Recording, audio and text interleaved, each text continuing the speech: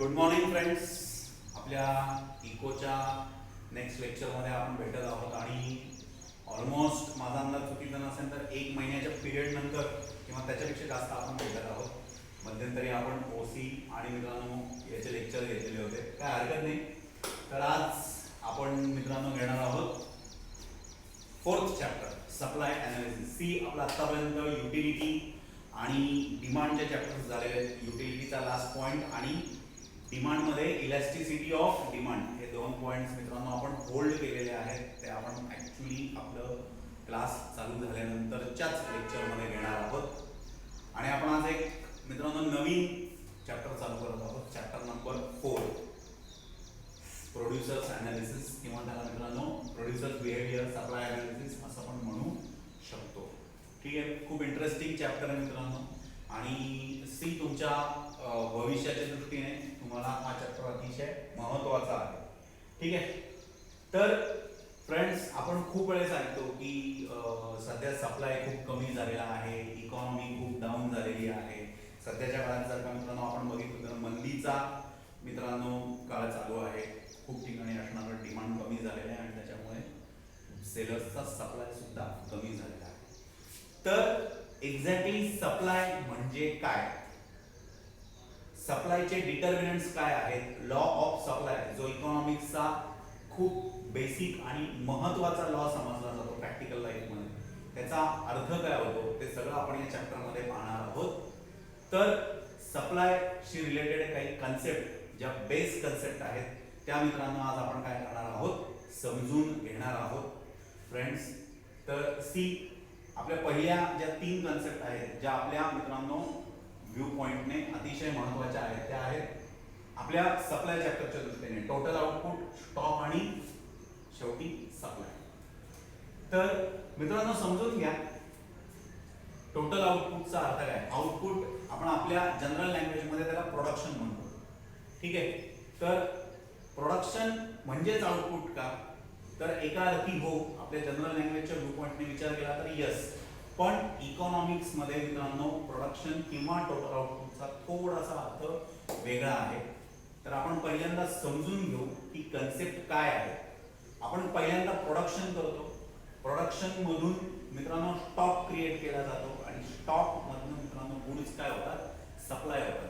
म्हणजे आपला जो सिक्वेन्स आहे तो कसा आहे मित्रांनो की प्रोडक्शन केलं जातं, प्रोडक्शन म्हणजेच आउटपुट, आउटपुट मधून मित्रांनो काय केला जातो, स्टॉक क्रिएट केला जातो, स्टॉक मधून मित्रांनो गुड्स काय केले जातात, सप्लाय केले जातात. तर सिक्वेन्स काय आपला सिक्वेन्स आहे टोटल आउटपुट, त्याच्यानंतर स्टॉक आणि त्याच्यानंतर सप्लाय. तर आपण पहिल्यांदा मित्रांनो या 3 कन्सेप्टचे अर्थ समजून घेणार आहोत. तर फ्रेंड्स बघा आता आपली पहिली कन्सेप्ट आहे ती आहे टोटल आउटपुट किंवा सोप्या भाषेत सांगायचं झालं तर मित्रांनो प्रोडक्शन. तर आता प्रोडक्शनचा अर्थ काय होतो, सी लक्षात घ्या प्रोडक्शनचा सिंपल भाषेमध्ये अर्थ होतो the conversion of raw material into finish goods. Conversion of raw material into finish goods, raw मटेरियलचं फिनिश गुड्स मध्ये केलेलं रूपांतर. रॉ मटेरियलचं फिनिश गुड्स मध्ये कन्वर्ट करणं म्हणजे काय मित्रांनो प्रोडक्शन. तर सी आता output is produced in process of production. Output कशामध्ये मित्रांनो प्रोड्यूस होतं, इन प्रोसेस ऑफ प्रोडक्शन. तर आउटपुटची पहिल्यांदा डेफिनेशन समजून घ्या friends. The sum total of quantity of commodity produced at a given period of time in economy. Sum total of quantity of commodity produced, तुम्ही economy मध्ये जेवढ्या commodities produce केलेल्या आहेत त्या सगळ्यांची टोटल, आय रिपीट, तुम्ही इकॉनॉमी मध्ये जेवढ्या मित्रांनो कमोडिटीज काय केलेल्या आहेत, प्रोड्यूस केलेल्या आहेत त्या सगळ्यांची टोटल म्हणजे काय होतं मित्रांनो total output at a given time in economy. This is most important element मित्रांनो. At a given time in economy whatever commodities you are producing throughout the period. मित्रांनो त्या पूर्ण पिरियड मध्ये तुम्ही जेवढ्या मित्रांनो कमोडिटीज प्रोड्यूस केलेल्या आहेत, the total of quantity of all commodities त्या सगळ्या कमॉडिटीच्या क्वांटिटीची टोटल म्हणजे काय टोटल आउटपुट म्हणजे see in simple language total output is the total quantity of commodity produced in a given period of time total quantity of कमॉडिटीची total quantity म्हणजे काय total output फक्त त्याला कंडिशन अशी it should be produced in a given period of time so मित्रांनो मी थोडं वेगळ्या भाषेत तुम्हाला काय सांगितलं की त्यालाच आपण आपल्या भाषेत प्रोडक्शन म्हणतो production leads to consumption production is the base of consumption production मधून गुड्स काय केले जातात सप्लाय केले जातात आणि सप्लाय केलेले गुड्स नंतर काय केले जातात कंझ्युम केले जातात so we may say that production is the base of demand असं म्हणू शकतो आपण ठीक आहे आता आपलं मित्रांनो पुढची जी कन्सेप्ट आहे ती काय आहे स्टॉक लक्षात घ्या टोटल आउटपुट म्हणजे तुम्ही प्रोड्यूस केलेले गुड्स स्टॉक म्हणजे काय सोप्या भाषेत सांगायचं झालं तर स्टॉकचा अर्थ काय मित्रांनो तुम्ही टोटल आउटपुट मधला जेवढ्या क्वांटिटी टोटल आउटपुट मधली जेवढी क्वांटिटी मित्रांनो ऑफर्ड फॉर सेल आहे दॅट इज युअर स्टॉक ठीक आहे परत सांगतो let's say you have produced 5000 units of a commodity त्यातल्या तुम्ही आता मित्रांनो काय केलं 3000 तुम्ही विकायला काढले that is your stock so total output and stock may not be always equal or same total output आणि स्टॉक सेम असतीलच असं नाही तर what is mean by stock see the total quantity of commodity available for sale at a particular point of time समजलं total quantity available for sale at a particular point of time विशिष्ट वेळेस तुम्ही मित्रांनो जेवढ्या वस्तू विकू शकता किंवा विकायला काढलेल्या आहेत त्याला तुम्ही काय म्हणता stock see stock is the source of supply stock is the source of supply means what if there is no stock supply is not possible जर स्टॉक नसेल तर सप्लाय करता येऊ शकणार नाही it is potential supply stock is potential supply means what see तुम्ही supply तो करताना तो मार्केटमध्ये डिमांड काय आहे त्याच्याप्रमाणे करता बरोबर आहे बट टिल देन तुम्ही मित्रांनो गुड्स काय करणार you will store the goods and from those stored goods whatever demand of quantity is there you will supply that much from the given stored goods तुम्ही goods store करून ठेवाल आणि मार्केटमध्ये जेवढ्या क्वांटिटीचा डिमांड असेल तेवढं मित्रांनो क्वांटिटी तुम्ही त्या मित्रांनो स्टोर केलेल्या गुड्स मधून काय करत जाल पाठवत जाल so those store goods are known as supply sorry stock those store goods are known as stock so in a simple language stock means what stock is the total quantity of commodities available for sale at a given point of time मित्रांनो जर तुम्ही goods store केलेले नसतील तर supply possible नाही so it is said that without stock supply is not possible समजून घ्या जर स्टॉक नसेल तर मित्रांनो सप्लाय पॉसिबल नाही आता लक्षात घ्या आपण ज्या गोष्टींचा स्टॉक करून ठेवतो त्याचे दोन प्रकार असतात एक असतात पेरिशेबल गुड्स आणि दुसरे असतात ड्युरेबल गुड्स कमोडिटीजचे दोन प्रकार असतात एक पेरिशेबल गुड्स ज्याला आपण मराठीमध्ये म्हणतो नाशवंत वस्तू उदाहरणार्थ दूध लोणी असे मित्रांनो लवकर नाशणारे किंवा लवकर खराब होणारे पदार्थ आणि दुसरे असतात मित्रांनो ड्युरेबल गुड्स किंवा consumer goods for example AC fridge अजून काय मित्रांनो furniture these are durable goods ठीक आहे मला सांगा आपण पेरिशेबल गुड्स जे लवकर खराब होतात त्याचा खूप वेळ स्टॉक करून ठेवू शकतो का नाही in case of perishable goods it may not possible for us to store those goods ठीक आहे ते गुड्स स्टोअर करणं आपल्याला शक्य होत नाही जास्त वेळ सो आपण काय करतो जे पेरिशेबल गुड्स आहेत ना त्याचा स्टॉक जास्त करून नाही ठेवत आपण ते येतील तसे काय करून देतो मित्रांनो विकून टाकतो सप्लाय करतो so in case of perishable goods stock is equal to supply perishable गुड्सच्या बाबतीत तुम्ही काय म्हणू शकता both stock and supply are same because they are not store they are not stock समजलं पण ड्युरेबल गुड्सचं कसं आहे ड्युरेबल गुड्स मित्रांनो तुम्ही स्टोअर करू शकता मार्केटमध्ये सिच्युएशन काय आहे ते पाहून तुम्ही ठरवा की त्याचा सप्लाय करायचा का करायचा नाही समजलं?